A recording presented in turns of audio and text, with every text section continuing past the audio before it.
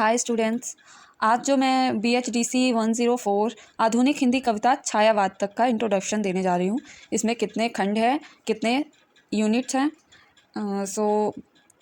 इसके बाद मैं छोटे छोटे भागों में इसका पूरा बुक आपको कंप्लीट करवा दूँगी।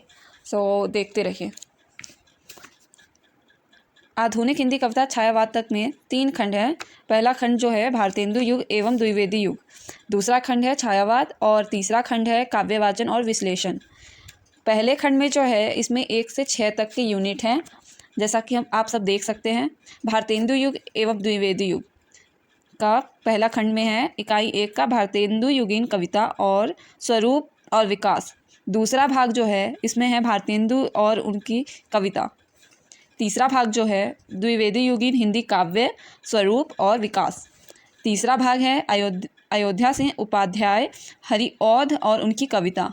पांचवा भाग में है मैथिली शरण गुप्त और उनकी कविता। छठे भाग में है राम नरेश त्रिपाठी और उनकी कविता।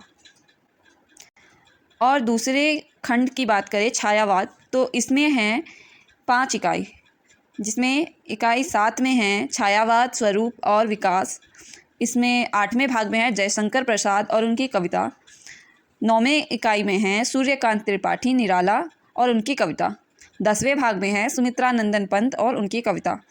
और 11वें भाग में जो है महादेवी वर्मा और उनकी कविता। अब बात करते हैं खंड 3 की, काव्यवाचन और विश्लेषण। इकाई 12 काव्यवाचन और विश्लेषण, भारतेंदु हरिश्चंद्र और अध्याय सिंह उपाध्याय हरिऔध। इकाई 13 में है काव्यवाचन और विश्लेषण, मैथिली शरण गुप्त राम नरेश त्रिपाठी।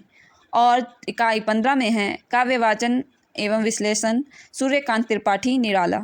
इकाई 16 में है काव्यवाचन एवं विश्लेषण, सुमित्रा नंदन पंत। इकाई 17 में है काव्यवाचन एवं विश्लेषण, महादेवी वर्मा। तो ये जो खंड 3 है इसमें से आपको 35 नंबर के क्वेश्चन आते हैं, जिसमें कविताओं का आपको अर्थ लिखना पड़ता है, उसको स्पष्ट करना पड़ता है। खंड 3 जो है वो बहुत ही इंपॉर्टेंट है। और ये खंड 3 अगर आप पढ़ लेंगे तो आपके पासिंग मार्क्स तो ज़रूर ही आ जाएंगे। और बाकी जो खंड 1 और 2 है इसमें भी कोई कोई चैप्टर बहुत इंपॉर्टेंट है, लेकिन मैं इसमें का सारा चैप्टर आपको छोटे छोटे भागों में कंप्लीट करवा दूँगी। आज के लिए बस इतना ही। धन्यवाद। आप सपोर्ट कीजिए और हो सके तो सब्सक्राइब कर दीजिए। Thank you.